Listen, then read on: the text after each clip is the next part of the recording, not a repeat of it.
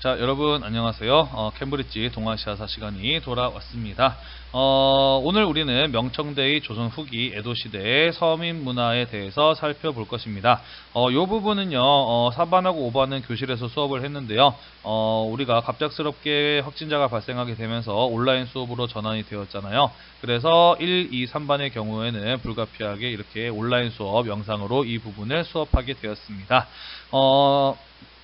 어쨌든 여러분들 우리가 진도가 급하기 때문에요. 이 부분을 다시 교실에서 수업해 주기는 조금 어려울 것 같아요. 여러분들 이 영상을 보시면서 교재의 빈칸을 채우시고 밑줄도 치시기를 바라겠고요. 모르는 내용 있으면 나중에 학교에 나오셨을 때 질문해 주시기를 바라요. 여기 부분도 여러분들 학교 오셨을 때 선생님이 필기 검사하는 범위로 잡을 겁니다. 잊지 마시고 꼭 필기를 해 주시기를 바라요. 자, 선생님이 원래 칠판을 이용해서 수업을 하는데요. 이 서민문화 파트 부분의 경우에는요. 우리가 눈으로 보고 넘어가야 되는 내용들이 있어서 이렇게 파워포인트로 준비를 해 보았습니다. 함께 살펴보도록 합시다. 네, 오늘 우리가 배울 내용은요. 명청대, 조선 후기, 그리고 에도시대 일본의 서민문화에 대해서 살펴볼 것입니다. 그런 서민문화가 어떻게 발달하게 되었는지 발달 배경을 먼저 살펴볼 것이고요. 그리고 각각의 서민문화가 갖는 특징들에 대해서도 이야기를 해볼 것입니다. 자, 우리가 지금까지 계속해서 배운 내용이 있습니다. 그죠? 그것은 바로 무엇이었느냐? 우리는 이 단원에서 17, 19세기에 동아시아 각국에서 일어났었던 사회적인, 문화적인 변화에 대해서 살펴본다라고 이야기를 했습니다. 그것은 농업 생산력이 향상이 되면서 인구가 증가하게 되고요. 그것이 상업과 도시, 교통의 발달로 이어지게 되었다라고 이야기를 했습니다. 이렇게 경제적으로 성장이 이루어지게 되면서 이전에는 볼 수 없었던 새로운 사회계층이 등장하게 되었는데요. 예를 들자면 도시의 중산층의 등장이 그것이었고요. 또 이해전에는 경제적으로나 사회적으로나 여유를 갖지 못했던 서민들이 경제적으로 성장을 하게 되면서 그들의 사회적 지위가 향상이 되고 경제적인 여유를 갖게 되면서 지금 당장 먹고 사는 일 이외에도 자신의 삶을 윤택하게 만들기 위한 문화생활을 즐길 수 있게 되었다라고 이야기를 했잖아요. 그죠? 자, 이러한 현상이 명청대, 조선 후기, 에도 시대에 모두 나타났다라는 것입니다. 자, 그러한 서민 문화의 발달과 그 특징에 대해서 지금부터 함께 살펴보도록 합시다. 자, 우선은 명청대의 서민문화에서부터 먼저 이야기를 해보도록 하겠습니다. 자, 우리가 지금까지 배웠다시피 명청대를 거치면서 경제적으로 크게 성장을 하였어요. 그죠? 그러면서 인구가 증가하게 되고 도시가 발달하게 되었다라고 이야기를 했습니다. 그러면서 서민층이 성장을 하게 되었다라는 것이죠. 자, 서민이라고 하면 우리가 지난 시간에도 이야기를 했어요. 그죠? 사회적인 특권을 갖지 않는 보통의 사람들을 서민이라고 이야기를 했습니다. 경제적으로는 아주 못 살지도 않지만 그렇다고 잘 살지도 않는 그 중간 정도에 해당하는 사람들을 가지고 서민이라고 이야기를 했습니다. 자, 경제가 전반적으로 성장을 하게 되면서 서민들 가운데에서도 사회적으로 큰 영향력을 가진 사람이 나타났고 경제적으로도 여유를 가진 사람들이 나타나게 되었다라는 것이에요. 자, 그러면서 앞에서도 이야기했듯이 이들이 자신의 삶을 좀 더 윤택하게 만들기 위해서 소비 생활을 하게 되면서 문화의 소비층으로 성장하게 되었다라는 것이고요. 그러면서 자연스럽게 도시민, 서민 취향의 소비 문화가 발달하게 되었다라는 것이에요. 자, PPT에 보시면은 빈칸에 들어갈 말도 선생님이 미리 써놨고 밑줄도 미리 쳐놨습니다. 그죠? 선생님이 써라, 밑줄 쳐라 라는 말이 없어도 알아서 잘 해주시기를 바라요. 알겠죠? 자, 이 시기에 있었던 서민문화의 중요한 특징은 무엇이냐면요. 유흥과 오락을 즐기는 통속적인 취향이 반영되어 있다라는 것입니다. 자, 통속적이라고 하는 것은 무엇이냐면요. 쉽게 말해서 어렵지 않아요. 쉬워요. 그리고 굉장히 까다롭거나 그것을 즐기기 위해서 수준 높은 어떤 문화적인 수준이 요구되는 것이 아니라 누구나 쉽고 재미있게 즐길 수 있는 게다가 자극적인 그런 요소들을 담고 있는 것을 가지고 통속적이라고 이야기를 합니다. 학문적인 수준이나 문화적인 교양, 지적인 소양 이런 것들이 크게 높지 않았던 서민들이 누구나 쉽게 즐길 수 있는 그러한 성향을 가지고 있었다라는 것이죠. 요즘에 우리나라에서 제작된 드라마 오징어 게임이 세계적으로 큰 인기를 얻고 있잖아요. 그죠? 여러 가지 인기의 요인이 있겠습니다만은 대단히 통속적인 드라마예요. 쉽고 재미있고 누구나 즐길 수 있는 그런 자극적인 소재들을 담고 있잖아요. 그죠? 자, 마찬가지로 당시에도 이러한 통속적인 문화가 널리 유행을 하였다라는 것입니다. 상인들의 경우에는 서민들 중에서도 특히나 경제력이 상당히 뛰어난 부유한 사람들이었기 때문에 문화를 즐기는 데 있어서 가장 많은 소비력을 행사했던 사람들이에요. 이 상인들이 주로 많이 문화를 소비했기 때문에 그 사람들의 중심으로 문화가 발달했다라는 것입니다. 자, 그러면서 이들이 청대 고증학 같은 것들을 후원하기도 하였고요. 고증학에 대해서는 우리가 다음 시간에 이야기를 할 거예요. 또한 상인들을 중심으로 출판 문화라든지 지역별 음식 문화 이런 것들이 발전하기도 하였다라는 것입니다. 출판 문화는 왜 발전을 했느냐? 자, 오늘날에는 우리가 즐길 수 있는 그 여러 가지 매스미디어라 그러나요? 즐길 수 있는 컨텐츠들 대단히 많죠. 그죠? TV도 있고, 핸드폰도 있고, 유튜브도 있고, 인터넷도 있고, 다양한 것들이 있습니다만은, 이때 당시에 사람들이 즐길 수 있는, 대중매체는 사실 출판물밖에 없었잖아요. 그죠? 그러면서 이들이 상인들을 중심으로 출판 문화가 발전하는 모습을 볼 수가 있었다라는 것이에요. 지역별 음식 문화도 마찬가지예요. 자, 음식 문화를 즐기기 위한 조건은 무엇인가요? 그렇죠. 입만 있으면 되고 사람들이 먹을 줄만 알면 누구나 쉽게 즐길 수 있는 게 바로 이 음식 문화입니다. 그죠? 자, 우리 여행 갔을 때 꼭 해야 되는 게 뭐예요? 그 지역에 맛있는 거 먹어보는 거 꼭 해야 되잖아요. 그죠? 이런 어떤 쉬운 문화 같은 것들이 부유한 상인들을 중심으로 발전하였다라는 것입니다. 파워포인트 녹화 같은 경우에는 음질이 좀 떨어져서 잡음이 많이 들리죠. 그죠? 어떻게 하면 조금 더 좋은 음질로 녹화할 수 있을까? 여러 가지 마이크들을 번갈아 가면서 써보고 있는데 어째 다 마음에 안 들고 별반 차이가 없네요. 그냥 그래서 대충 하기로 했습니다. 네, 양해해 주시기를 바라요.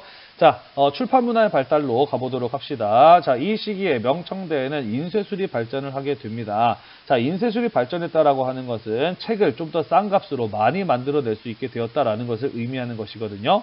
자, 인쇄술이 발달하지 않아서 책을 비싸게 조금밖에 못 만들 때는 어떤 책들밖에 못 만들었느냐? 정말로 중요한 책들 있죠. 그죠?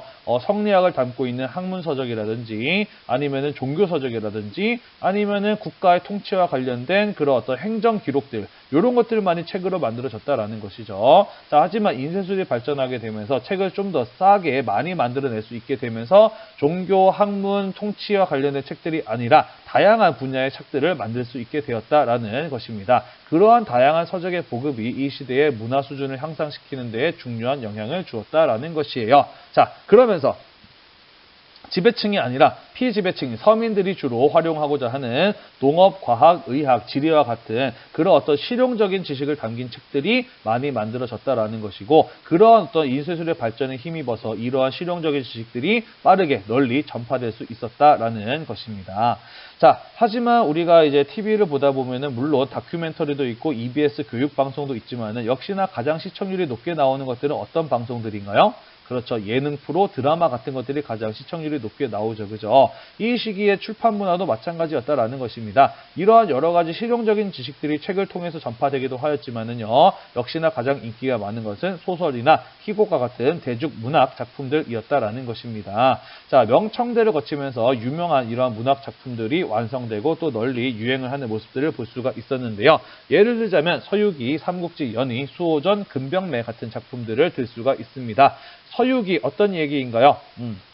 손오공이 삼장법사를 모시고 천축국에 다녀오는 이야기 환타지 소설이잖아요. 그죠?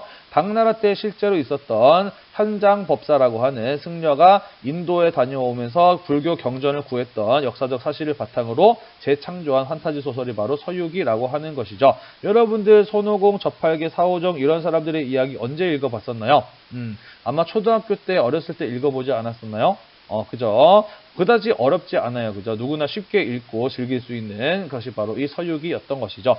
삼국지 연의라고 하는 것은 어떤 책이냐면은요, 말 그대로 삼국지를 다룬 소설이에요. 그죠? 중국의 위촉오로 분열되었을 때 그 시대를 살았던 여러 인물들의 이야기를 담고 있는 책이 바로 삼국지 연의라고 하는 책이죠. 삼국지라고 하는 역사책을 바탕으로 재창조한 소설이 바로 삼국지 연의라고 하는 책입니다.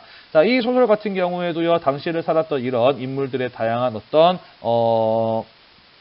이야기들을 담고 있죠. 뭐 관우 같은 사람이 나타나서 자신의 이제 무술 실력을 뽐내면서 적장을 물리치는 그런 어떤 액션 씬들도 많이 있고요. 또 이제 여러 가지 전략가들이 나와가지고 기가 막힌 전략을 짜서 적들을 공경에 빠뜨리는 이런 어떤 내용들을 담고 있는 책이 삼국지 연의잖아요, 그죠? 아마 읽어본 사람들은 초등학교 고학년이나 아니면은 중학생 때 말이들 읽어봤을 것이라고 생각을 해요. 이것도 마찬가지로 별로 어렵지 않고요. 흥미진진합니다. 그래서 서민들의 취향에 부합했던 소설이라고 볼 수가 있는 것이죠. 그래서 널리 인기를 얻었던 겁니다.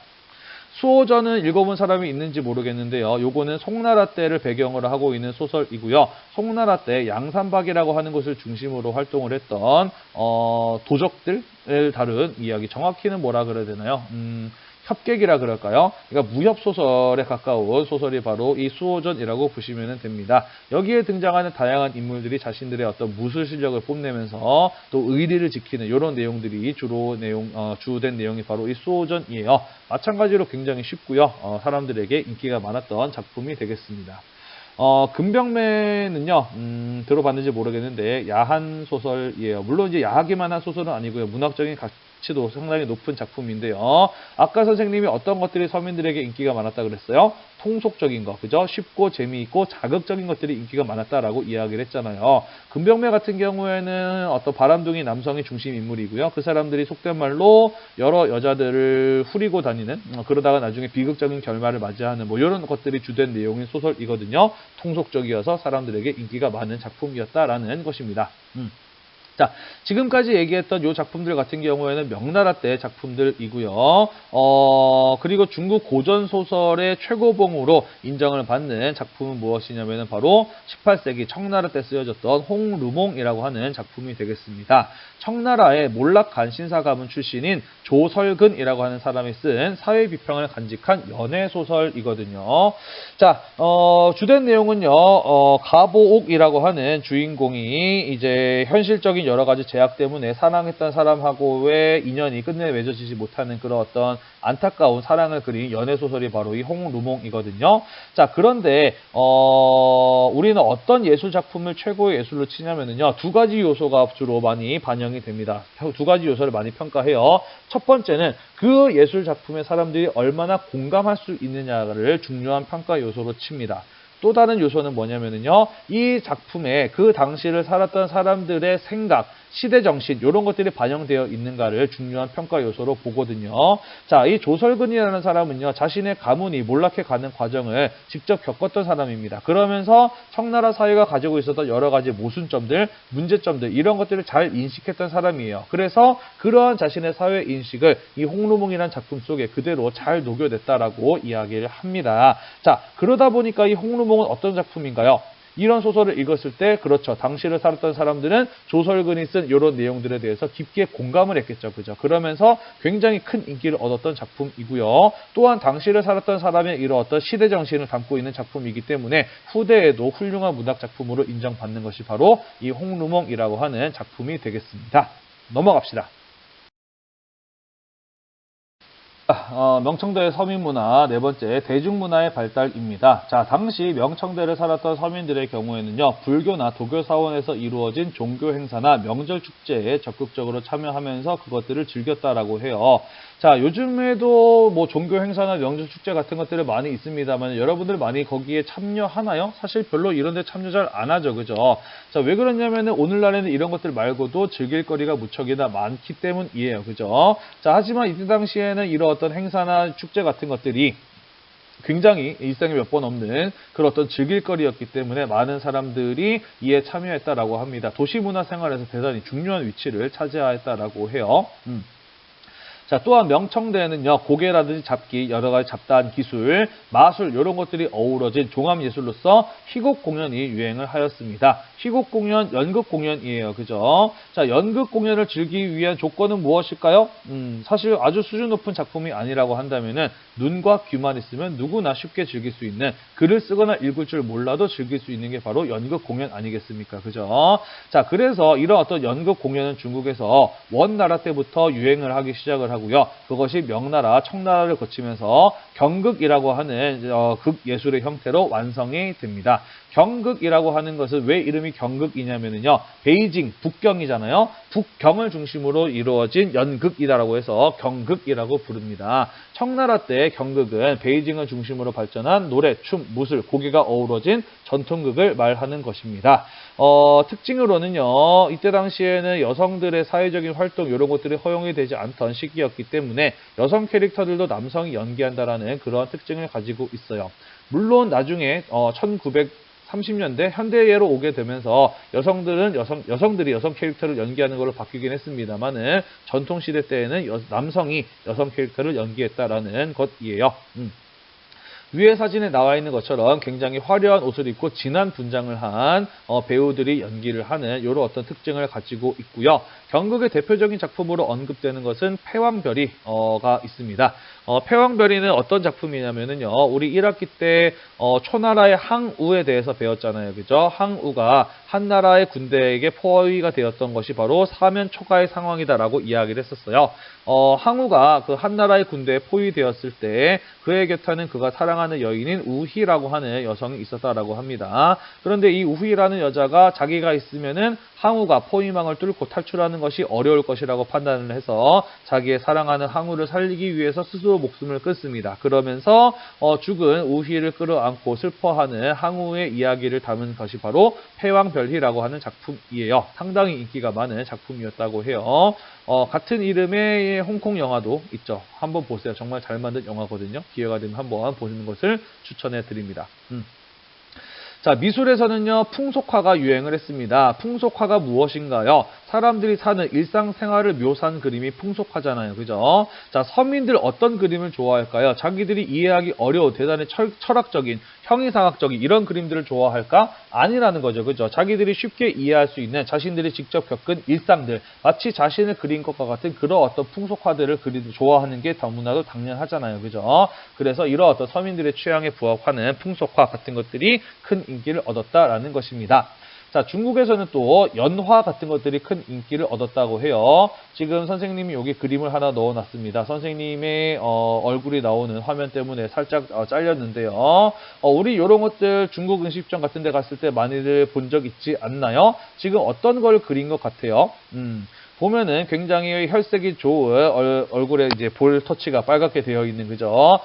통통하게 살이 오른 아이들이 엄마를 중심으로 집안에서 뛰놀고 있는 그림을 볼 수가 있습니다. 그죠? 자, 요런 그림 연화라고 하는데요. 정월 1월 달에 집안에다 붙여두는 그림입니다. 왜 이런 그림을 그리고 집안에다 붙여 놓았을까요? 우리 집안에도 이렇게 아이들이 건강하고 엄마를 중심으로 화목한 가정이 이루어졌으면 좋겠다라고 하는 그런 어떤 바람을 담아서 이런 그림을 그리고 집에다 붙여 놓았던 거예요. 그죠? 서민들이 바라는 건 뭡니까? 국가의 발전인가요? 학문적인 탐구인가요? 아니죠. 그죠? 우리 집안에 복이 가득하고 풍요롭고 평화롭기를 바라는 게 서민들의 욕구 아니겠습니까? 그죠? 그런 어떤 서민들의 욕구인 복, 장수, 풍요, 가정의 평화 이런 것들을 기원하는 그림이 바로 연화라고 하는 것이죠. 이러한 서민들의 취향에 맞는 회화들이 이 시기에 널리 유행을 하였다라는 것입니다. 이해되시죠?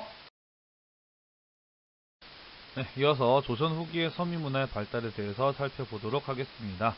뒤에 배경이 바뀌었죠, 그죠? 학교에서 하다가 잘 안 돼서 집으로 왔습니다.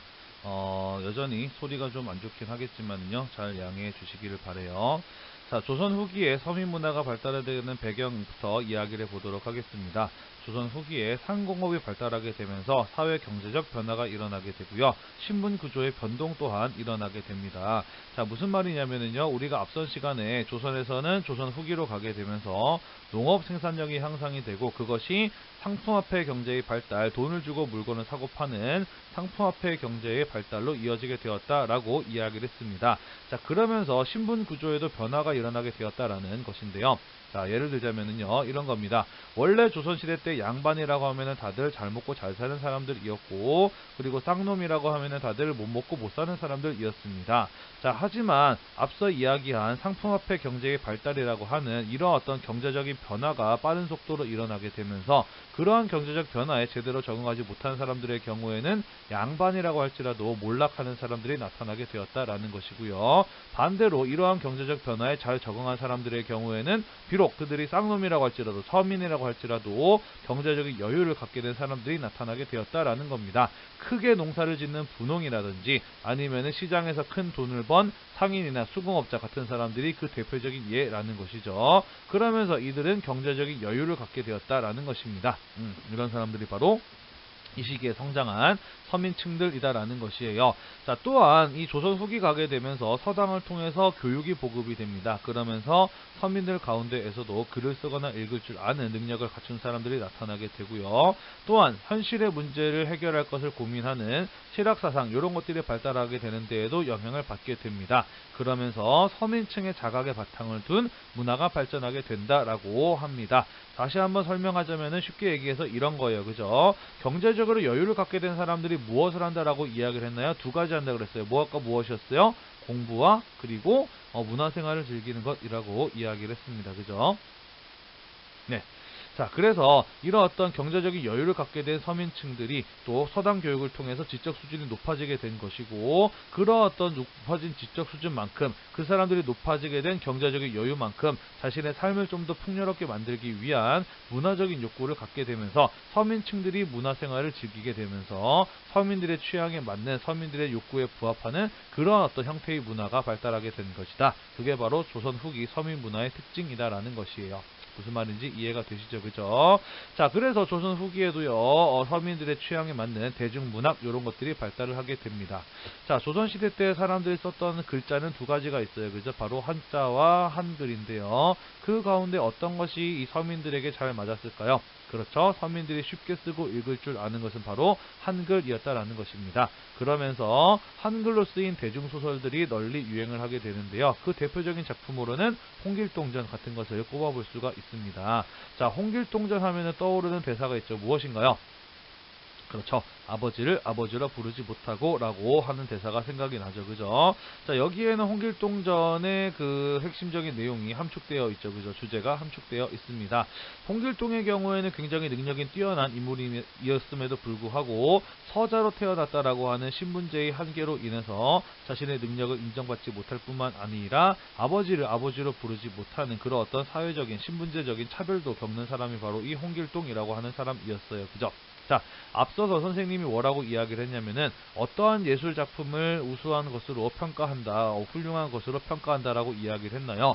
예술 작품에 사람들이 공감했을 때, 그리고 예술 작품에 그 시대의 시대 정신이 담겨 있을 때 우리는 그것을 훌륭한 예술 작품이라고 평가한다라고 이야기를 했잖아요. 그죠? 자, 당시의 서민층들 가운데 경제적인 여유를 갖게 된 성장한 서민층들이 존재했다라고 이야기를 했습니다. 분홍이나 상인, 수공업자 같은 사람들이 그 예였다라고 이야기를 했죠. 그죠?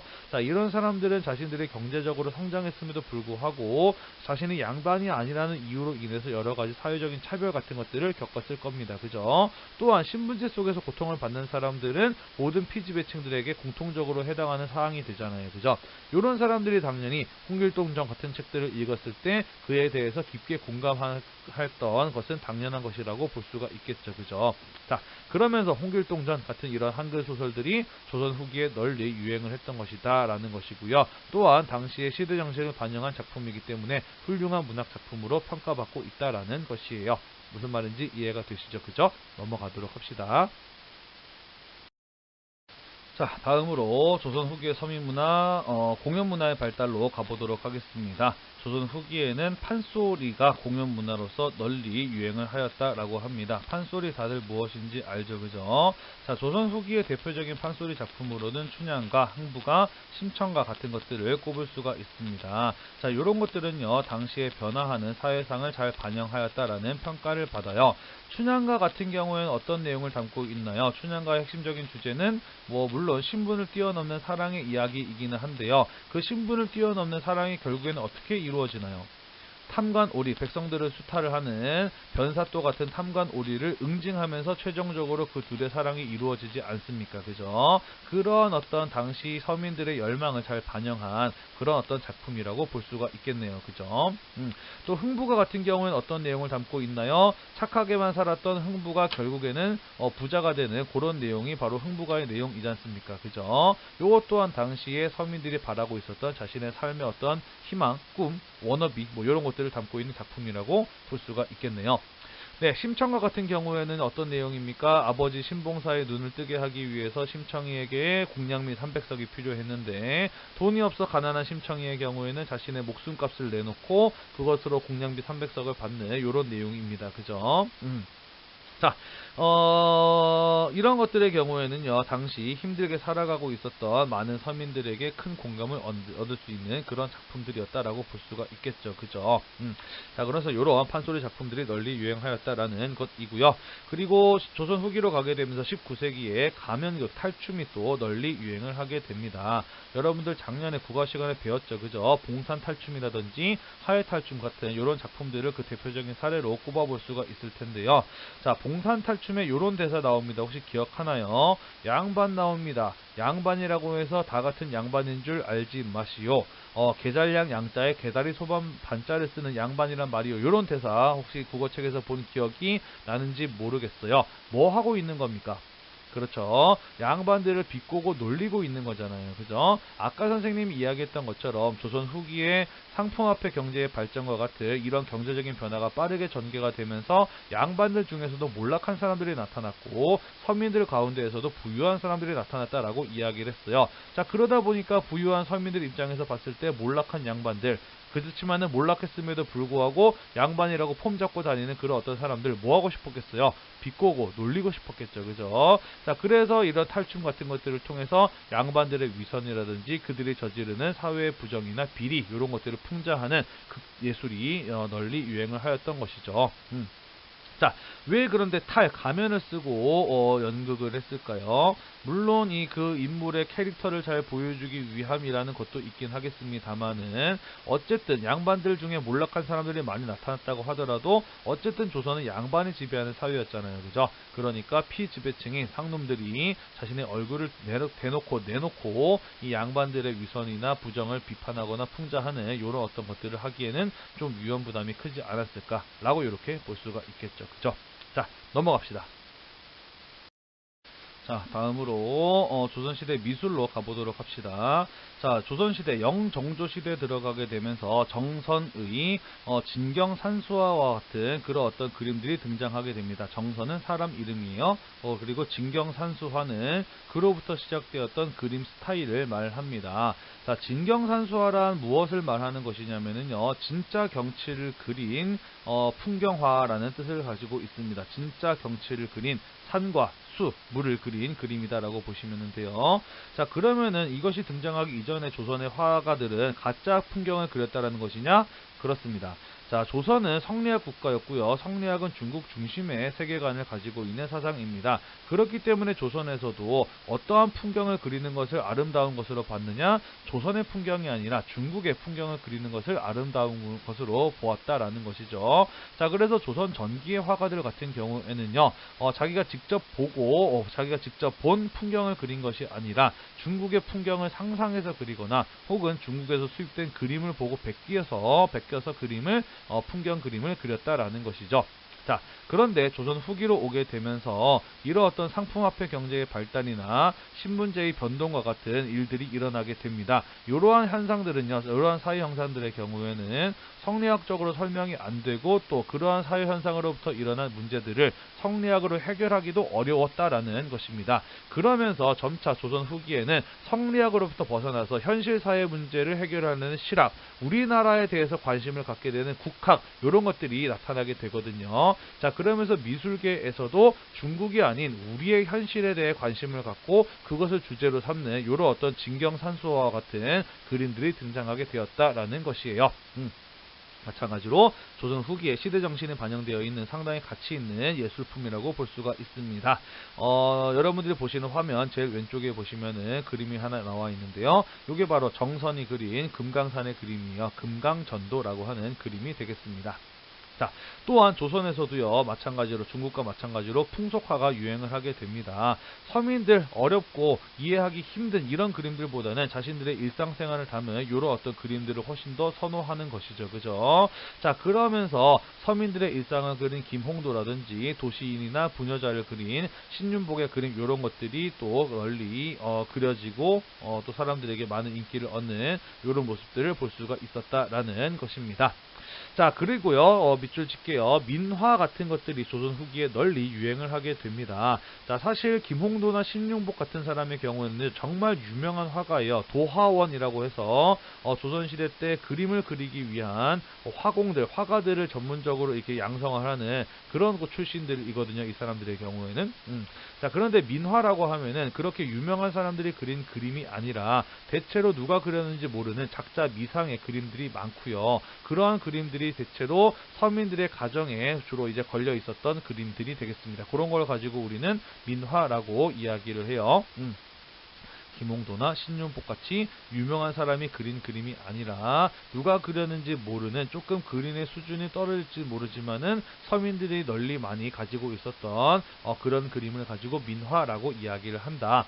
자, 민화의 대표적인 것들로는 어떤 작품들을 꼽아볼 수가 있냐면요, 까치호랑이라든지 십장생도 같은 것들을 꼽아볼 수가 있습니다. 자, 요런 그림들 조선 후기에 무지 많이 그려졌던 그림들인데요. 자, 까치호랑이는 무엇이냐? 그림에 까치랑 호랑이를 같이 그린 그림이 까치호랑이라고 하는 그림이에요. 자, 왜 까치랑 호랑이를 같이 그렸을까? 요런 노래 있죠. 까치 까치 설날은, 그죠? 자, 까치는 우리나라 사람들은 어떤 동물이라고 생각을 하나요? 복을 불러오는 동물, 반가운 손님이 찾아오는 것을 알리는 동물이라고 알려져 있죠. 그죠? 자, 그래서 그림에 까치를 그리고 그 까치를 그린 그림을 집에 걸어두는 건 무슨 의미겠어요? 우리 집에 복이 가득하기를 바라는 마음에서 그린 것이라고 볼 수가 있겠죠. 그죠? 자, 또 호랑이 같은 경우에는 무서운 동물입니다. 그래서 나쁜 귀신들, 잡귀가 우리 집 안으로 들어오는 것을 막아주는 역할을 하기를 기대하면서 호랑이를 그렸다라고 해요. 그래서 까치 호랑이 같은 경우에는요, 우리 집 안으로 좋은 일들이 들어오고 나쁜 일들은 들어오지 말라라는 그런 어떤 서민들의 염원을 담아서 그리고 또 걸어놓은 그림이라고 볼 수가 있겠네요. 그죠? 앞서서도 이야기했습니다. 서민들이 원하는 건 뭐예요? 대단히 어렵고 힘든 일 아니에요. 그죠? 자기 가정의 평화, 이런 것들을 원한다라고 이야기를 했습니다. 그죠? 자, 십장생도라고 하는 것은 무엇인가요? 오래 사는 10가지의 자연물들, 거기 그림에 나와 있는 것처럼 거북이라든지 소나무라든지 학이라든지 산이라든지 바위, 태양 같은 것들을 그린 그림이 바로 십장생도입니다. 자, 요런 그림 우리 어디서 많이 볼 수 있냐면은요, 할아버지 할머니 댁에 가면은 장롱에 요런 것들 새겨져 있는 거 많이 볼 수 있죠. 그죠? 자, 왜 이런 그림들을 그리고 새겼을까요? 그렇죠. 오래 사시라고, 장수하시라고 요런 그림들 그렸던 겁니다. 그죠? 대단히 서민적인 취향의 그림들이라고 볼 수가 있겠네요. 자, 그리고 19세기에 김정희의 독자적인 서법 추사체 같은 것이 등장하였다라고 되어 있는데, 요거는 뭐냐면은요, 앞에서 진경산수와 얘기한 것과 마찬가지로 조선시대 때 잘 쓰는 글씨라고 하면 어떤 글씨를 말하는 것이었느냐? 중국의 글씨체를 잘 쓰는 사람을 명필이라고 불렀습니다. 우리가 알고 있는 조선의 대표적인 명필 한석봉 같은 사람 있잖아요. 그죠? 요런 사람들도 다들 중국의 글씨체를 잘 쓰는 것으로 널리 명성을 얻었던 사람들입니다. 자, 그런데 앞서 이야기했던 것처럼 중국 중심의 세계관으로부터 벗어나려는 움직임이 일어나게 되면서 진경산수와 화풍이 등장했던 것과 마찬가지로 중국의 어떤 글씨체가 아닌 우리나라만의 고유의 글씨체를 개발하려는 이런 어떤 움직임이 나타났다라는 것이고요. 그러면서 추사 김정희가 자신만의 글자체를 만들었으니 그게 바로 김정희의 독자적인 서법 추사체라고 하는 것이었다라는 겁니다. 무슨 말인지 이해가 되시죠? 그죠? 넘어갑시다. 자, 마지막으로 에도시대 일본의 서민 문화로 가보도록 합시다. 자, 우리가 앞서서 배웠다시피, 지난 시간에 배웠다시피 일본의 병농 분리 정책으로 인해서 조카마치를 중심으로 도시가 발달하였다라고 이야기를 하였고요. 또한 상킨고타이 제도가 시행이 되면서 교통과 여관업이 발달하게 됨에 따라 상공업도 발달하게 되었다라고 이야기를 하였습니다. 자, 그러면서 일본에서 상공업을 담당했던 계층인 조닌 계층이 도시에 거주하는 중산층으로 성장을 하게 되었다라는 것이에요. 자, 이들은 경제적으로 여유가 있는 돈이 많은 사람들이었을 뿐만 아니라 조카마치 안에 묶여있는 무사, 농촌에 묶여있었던 농민과는 달리 비교적 생활이 자유로운 사람들이었기 때문에 그러한 경제적인 여유와 자유로움으로 인해서 이들이 문화생활을 즐기는 그런 대표적인 문화의 주체로서 성장하게 되었다라는 것입니다. 그러면서 조닌들을 중심으로 하는 조닌 문화의 발달이 일본에서 볼 수 있는 모습이었다라는 것이에요. 자, 이들도 마찬가지로 문학이나 연극, 그림과 같은 예술들을 즐겼던 것이고요. 이들 조닌들이 주도했던 문화의 발달이 이후에 다른 사회 계층으로까지 전파되었다라는 것입니다. 자, 문학 작품에서는요, 남녀 간의 애정이나 상인의 생활의 주요 소재로 이용이 되었습니다. 역시나 이 조니 문화 같은 경우에도요, 대단히 수준 높고 어려운 그런 어떤 것들이 아니었다라는 것을 잘 보여주죠. 그죠? 통속적이다, 쉽고 재미있고 자극적인 이런 어떤 작품들이 많이 만들어졌다라는 것이에요. 또한 상인들이 가장 이제 지갑을 열고 문화를 소비하는 소비자들이었기 때문에 문학 작품 같은 경우에도요, 이런 상인들이 존인들이 문학 작품의 주인공으로 등장을 하는 그런 사례들도 많이 볼 수 있었다라고 합니다. 자, 그 다음 에도시대 때 일본의 공연 문화로 가보도록 합시다. 자, 선생님이 넣어놓은 그림 제일 왼쪽에 보시면은요, 까만 옷을 입은 사람들이 인형을 조종하고 있는 모습을 볼 수가 있습니다. 그죠? 요게 일본의 전통 인형극 분라쿠라고 하는 것이고요. 가운데 사진을 보시면은 뭐 원숭이 가면 보이시죠? 그죠? 각각의 캐릭터의 모습을 나타내 가면을 쓰고 진행하는 가면극인 노가쿠 같은 것들이 일본에서 널리 유행했다라고 이야기를 합니다. 자, 하지만 뭐니 해도 일본의 공연 문화를 대표하는 것은 역시나 가부키라고 볼 수가 있습니다. 가부키는요, 에도 시대 때 유행을 한 춤과 노래, 연극이 결합된 대중 연극입니다. 굉장히 진한 화장을 한 배우들이 나온다라는 점에서 그리고 여러 가지 이제 예술 요소들이 결합되었다라는 점에서 중국의 경극과 상당히 유사한 모습을 보이는데요. 마찬가지로 중국의 경극에서 남자들만 출연했던 것과 마찬가지로 가부키 같은 경우에도 남자들만 출연한다라는 그런 특징을 가지고 있습니다. 중국의 경극 같은 경우에는 원래는 남자들만 출연하다가 현대에 오게 되면서 여성들도 출연하게 되었다라고 이야기를 했잖아요. 그죠? 가부키는 조금 반대예요. 원래는 여자들이 직접 무대에 올라서 여성 캐릭터를 연기를 했습니다만은 이후에 이제 그 인기가 많아진 여자 배우들을 향한 스토킹이라든지 성범죄 이런 것들이 일어나게 되면서 남자들만 출연하는 것으로 바뀌게 되었다라고 하더라고요. 그래서 아직까지도 가부키는 남자들만 출연하는 전통이 이어지고 있다라고 이야기를 합니다. 오른쪽 위에 사진을 보시면은 굉장히 진한 화장을 한 가부키 배우들의 모습을 볼 수가 있는데요. 제일 오른쪽에 보시면은 여성 캐릭터인데 얼굴을 보면은 남성의 얼굴이죠. 그죠? 요런 것들 살펴볼 수 있는 부분들이고요.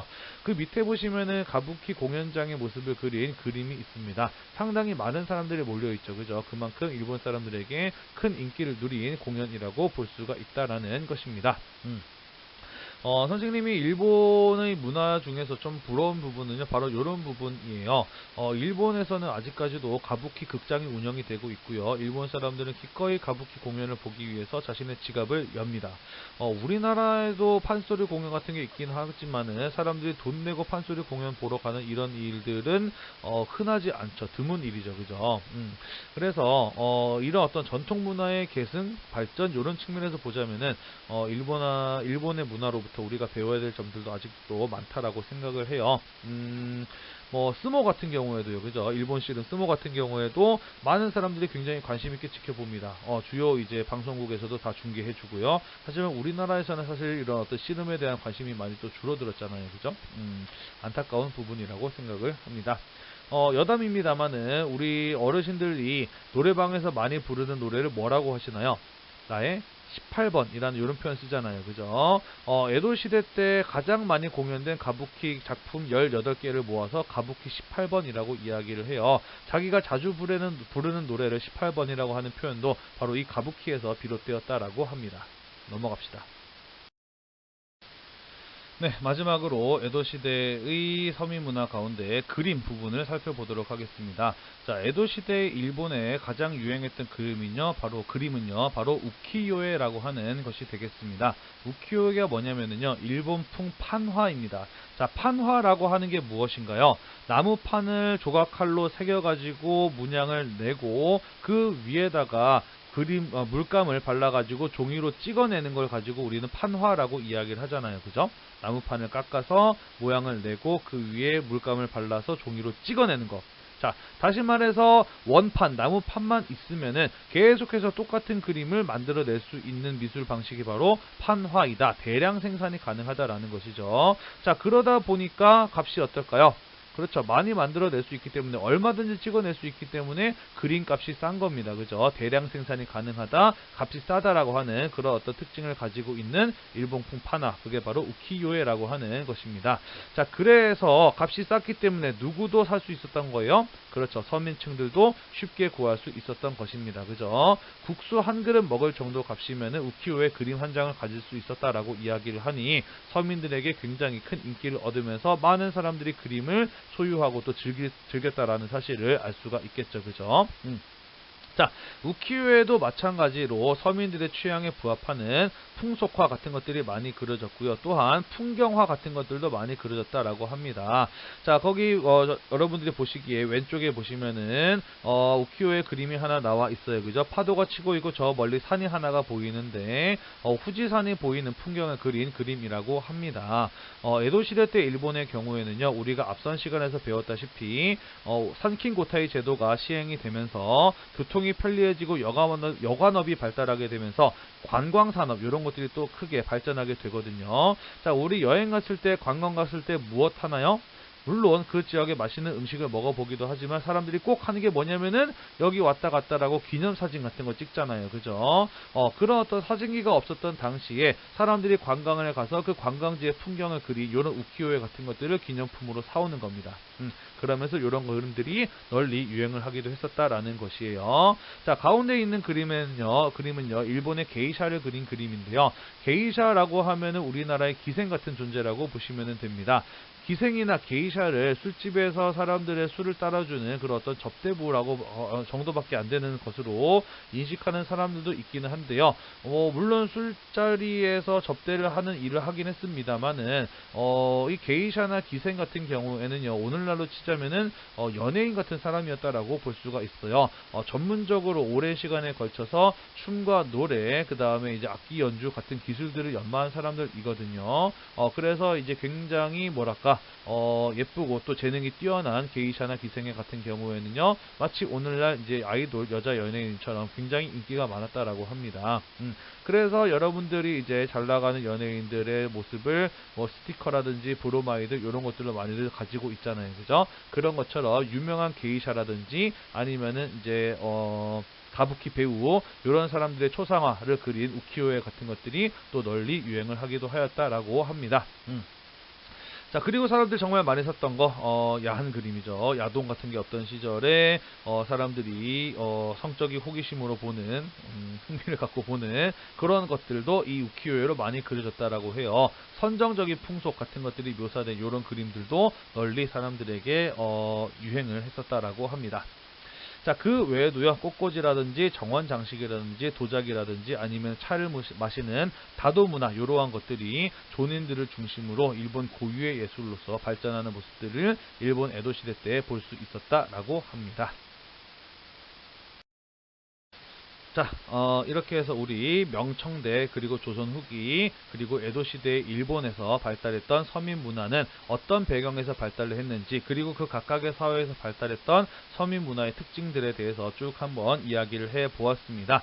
중요한 부분이니까요, 여러분들 반드시 이해하고 넘어가시기를 바래요. 오늘 이 수업을 이 온라인 수업으로 들었을 때 이해가 안 되는 부분들이 있으면은 잊지 말고 꼭 선생님한테 와서 질문해 주시기를 바라겠고요. 영상을 보시면서 밑줄이 쳐져 있거나 빈칸에 들어가 있는 부분들도 빠짐없이 여러분들 교재에 체크를 하셔서 월요일 날 학교에 오시게 되었을 때 검사를 맞으실 수 있도록 그렇게 잘 준비하시기를 바라겠습니다.